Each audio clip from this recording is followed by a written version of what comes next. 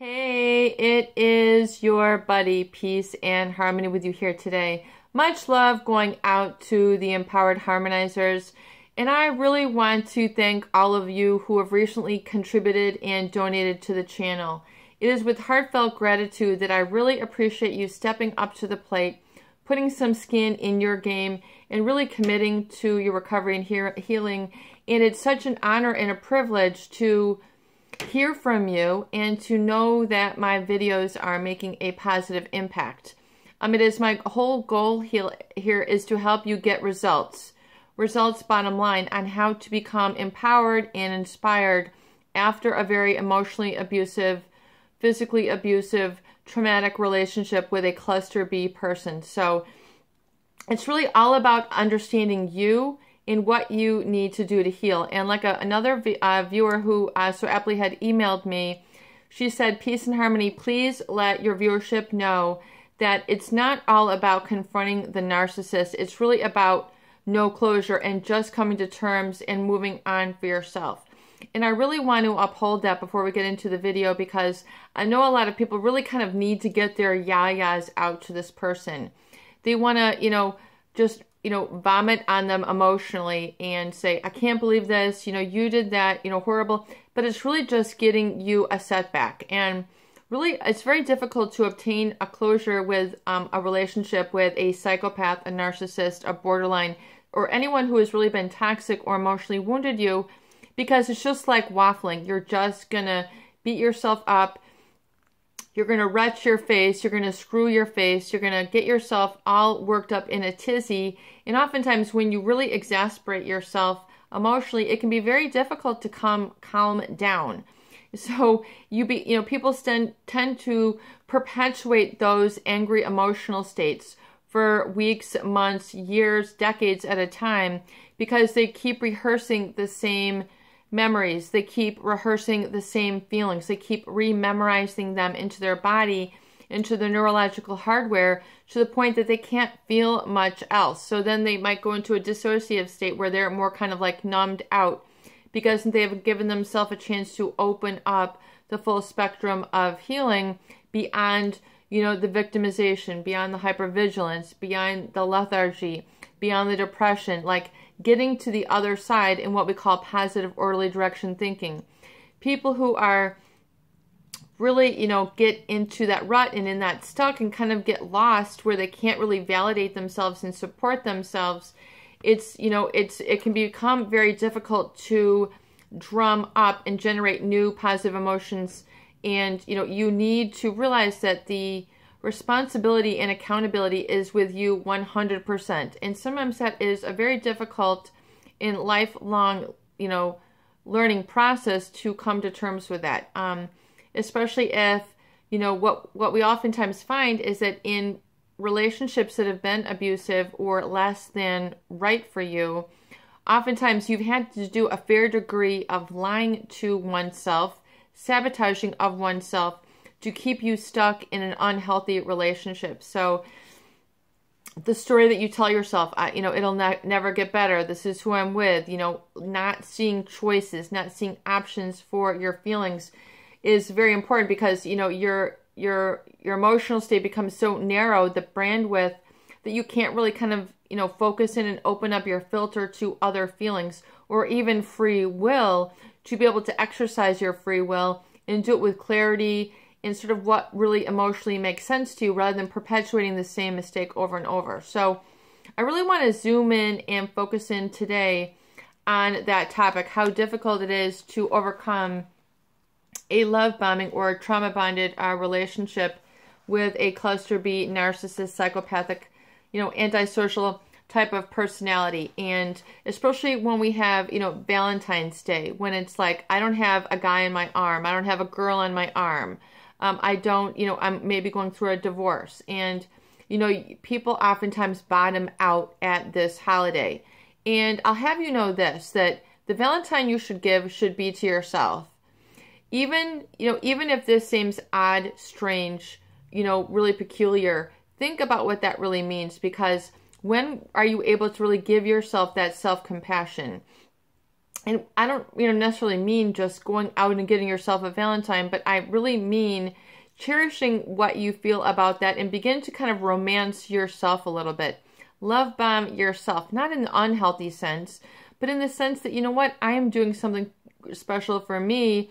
And I know once you begin to take those steps, getting yourself a box of chocolates, getting yourself a flower, getting yourself a plant, getting yourself a little something, what I oftentimes call a recovery gift, is a signal to your subconscious mind that you got this. You are not waiting on some long lost lover, some defeated relationship to spring up from, the depths of the soils again and just pop up and then somehow miraculously come, riding on a knight in white, shining armor back to your door to pick up, where you left off, and then making that external party, that external locus of control outside of you responsible for managing your feelings. The number one key to moving through is understanding that the locus of control must 100% unequivocally come from within you. You must absolutely, positively be able to generate those feelings of belonging, love, congruency, fulfillment, happiness, the wherewithal to handle ups and downs through the tools, especially that we discuss here, how to do this. All the tools that we discuss on the channel are how to do that in terms of resensitizing yourself, asking yourself the new and important questions that will help unearth that subconscious from that old, pattern of problems and, still repeating the same feelings, repeating the same problems. And it's to know that if you have been kind of addicted or, still thinking and dreaming and fantasizing about how this relationship was, realize unequivocally, without a doubt, that your new relationships are going to feel different. You are going to be kind of, when you emerge through the healing process, you are going to become reinvented. You are going to become like a new person. Your standards are going to be higher. Your boundaries are going to be in place. Your vision is going to be clear. Your filter is set properly. Whereas before, with the narcissist, unbeknownst to you, to no fault of your own, you were swept off your feet, swept off your horse, swept off your bike, whatever it is, you were swept off of, you were swept off of it. And, things very quickly can escalate into being out of control with these types of people because they tend to break people down. They tend to challenge you, challenge your boundaries, violate your boundaries. Isn't it fun to be violated? Isn't this lovely to be devalued and have you punch, go back to, the boxing pin and like see who's smarter, stronger, the fat, the spats and fights perhaps that became kind of a exhilarating or part of, interwoven in your relationship. And at first maybe you thought, well, this is what love is. It's, we have tension and then we resolve. We have tension, then we resolve. And, maybe this is really what juicy romantic relationships are like. This is the story you're telling yourself. Well, it's time to change your story and be rigorously honest, because oftentimes in the cluster B person who lies to themselves, they're all about that external persona that they put out there in the world, and people end up falling in love with something external versus the internal. The external part of them oftentimes is what they're seeking to be validated by these people, and their internal life is not really put on display. It's not really put into motion in the relationship. You are oftentimes devalued and discarded for the internal locus of control or what you truly want. So people end up, pushing down their feelings, pushing down their voice, becoming numbed out, becoming dissociated and like an empty shell in a relationship ultimately with these people. And living in an empty shell of a person is not a happy life make. So it has to be the grave admittance to oneself that to understand that when the mirror neurons, that, the empathy neurons, when we talk about relationship with a narcissist who has impaired empathy, tends to exploit others and has, just this, sort of grandiosity or entitlement that, and then you might kind of covet this, boldness or whatever it is that they have about them. Realize that oftentimes you are paying the price and not seeing your value, what I call your internal real estate slip out from underneath you. You're slowly but surely giving them the self-evaluation better, you're giving them the external locus of control. You're giving that more validation than yourself, when hitherto yourself, you might have had that little voice that says, you know what, this life is too much. This lifestyle is too much for this person. They're keeping me up too late. I'm not eating well. I'm not sleeping well. I don't like where my finances are. I don't like where my thinking is. I don't like where my profession is, or all sorts of things that run the gamut. When you're with this person, as I say, it's like your ladder is up the wrong tree. You're reaching out to, pick some fruit, and you don't like where you're at. The fruit that you're picking, that you're getting, is not healthy. You're pretty soon in like a toxic tree of despair, and everything that you grab at is just, it just gets worse and worse and more bitter. And so the relationship realized that when you come through this, you will become a more whole person, i.e. independent, whole, one person. Just, I don't know, I think of like a round circle, or, just you are one and you are not missing anything. Yes, you're enhanced by other people who are around, but you are good enough. You are lovable. You are magnificent. You are sublime. And in yourself, you must trust, because the God is within you. And that is what, is like they say, in God we trust. You must have that trust within yourself, which is that source God energy, and to develop that trust of yourself to say no, to put a boundary on, to have a standard. And, oftentimes it's those violations which keep getting people into trouble and staying in the relationship too long, and feeling that this high-low, this low-high is where it's at. And so they retrain their body to feel, well, this sort of stress is what life is supposed to be about. Romantic, is going to have some tension, but to be violated is not the kind of tension. To be betrayed, to be lied to, is not the kind of tension that's going to a fulfilling life make. And so when you come into the relationship whole, you're able to see things more clearly through a more realistic filter. And you're saying, okay, I can identify the red flags and I can admit them, and I'm bold enough, courageous enough to walk away, or to say, no, I don't care to partake in that.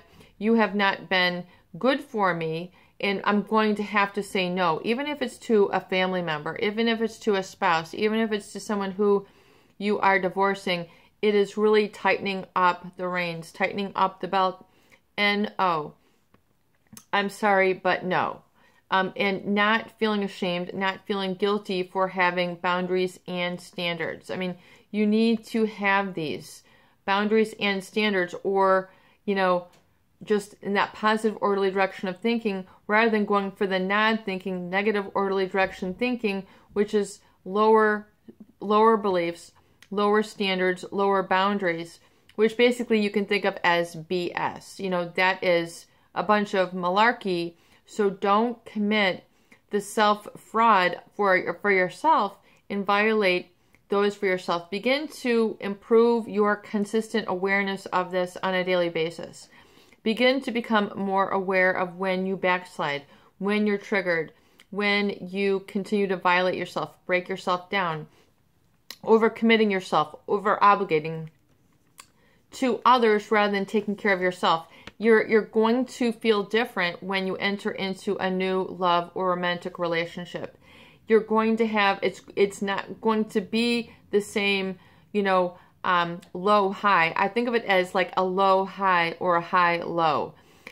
People begin to get this sort of addiction to these types of people, and then the emptiness is really what is, long lasting after the relationship has continued. So when you think about the emptiness, the depression, the soul-crushing betrayal, was it really that thrilling then? Was it really, a good relationship? And oftentimes being able to look it squarely in the face is what needs to occur. But and this takes rigorous honesty and the privacy of focus to be able to do this successfully without, backing down. And oftentimes, as we're saying, the mirror neurons, if you're in a relationship with these types of people who are living a facade, then they're most likely to engender an, just a physiological, neurochemical response where you then, by being in proximity, then are going to become in the same energetic vibration, meaning that you're going to have to lie to yourself or, keep hidden from yourself information with which you need to be aware of, i.e., I should say no here, I should back down here, I deserve better here, I deserve more stable here. And whatever story you were telling yourself about how good looking or whatever this person was is just a story. It is not all that, especially when you think about how they've treated you. The internal locus, the internal person is what makes all the difference.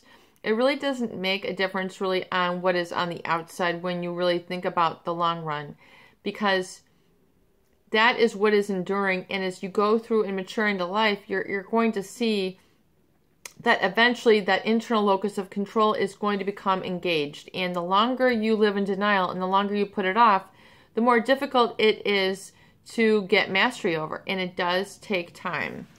And so when you think about, all the hypervigilant states, you need to let yourself really admit what is good for you. And even if that means coming into a new peaceful, not bored, but a peaceful body, a relaxed personality, that is a good sign of healing, because oftentimes the cluster B personalities, they don't emphasize being at peace. They emphasize exploiting others. They emphasize being sardonic, sarcastic.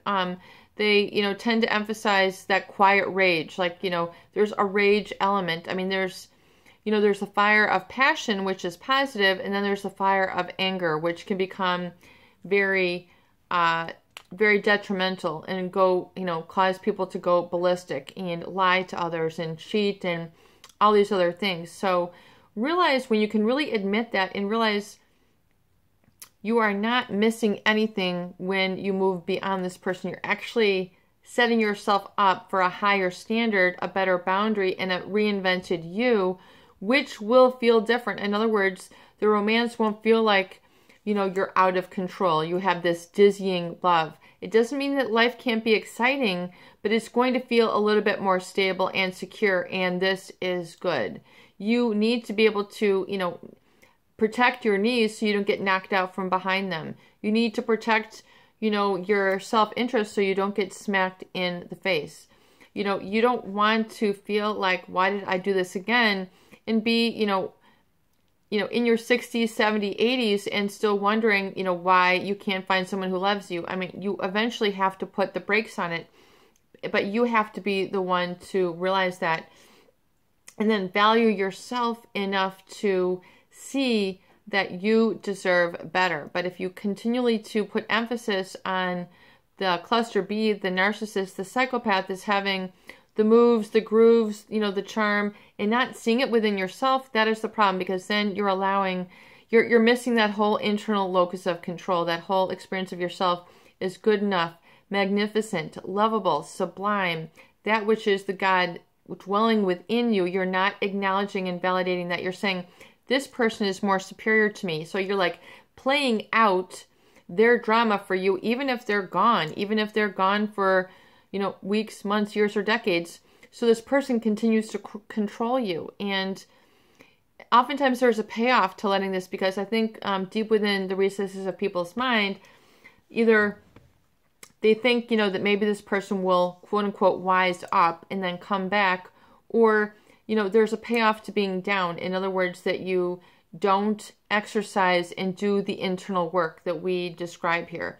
You don't take the baby steps. You don't work on it consistently. There's a payoff in apathy, or there's a payoff in lethargy. It's just saying, it's you want to get out of that sort of self-pity mode and begin to exercise free will. Because oftentimes getting in a relationship with a cluster B, it can take away your free will. It'll take away your ability to see choices and options, opportunities. No, not for me. No, I'm too depressed. No, I'm too that. You shut out the sort of solutions that could be very helpful for you because you're still down in that funk. And, it is being able to come through the repertoire and saying, okay, enough is enough. This person was not all that. They don't have one over me. I am not going to allow it. I'm going to exercise my free will and my choice. So even if it is, you might feel a little bit of resistance. There's the old Stuart Wilde, your exercise of free will. In other words, get up and walk 12 paces to the north and then 12 paces to the south. Now 20 paces to the north and 20 paces to the south. Now 50 paces to the north and 50 paces to the south. Can you exercise that sort of free will over yourself if given instruction? If you have some resistance, it's because there is kind of a disconnect between your self-talk and your execution, meaning doing it. So oftentimes it is that internal self-talk which really needs to be worked on to exercise and get out of that funk and exercise the positive in a relaxed state and exercising that free will. In other words, I am going to do it because I'm commanding myself to do it. And when you kind of begin to get that leverage over yourself, you begin to have empowerment over that which has been disempowering for you. But it really until the pain is great enough, until you see yourself becoming like that person on Jerry Springer and, throwing chairs, throwing punches, whatever. Is that where you want to end up? I mean, do you want to be down in this despair, or would you prefer something different? You have to ask yourself that and really get to a matter of disgust. And once you kind of get to that really pain state, that basically what we call rock bottom, then you will begin to see yourself making changes automatically and oftentimes very swiftly into the positive. It is your buddy, Peace and Harmony, with you here today, and I hope that these videos do help. Please share and please subscribe for more great tools, videos, discussion, and support.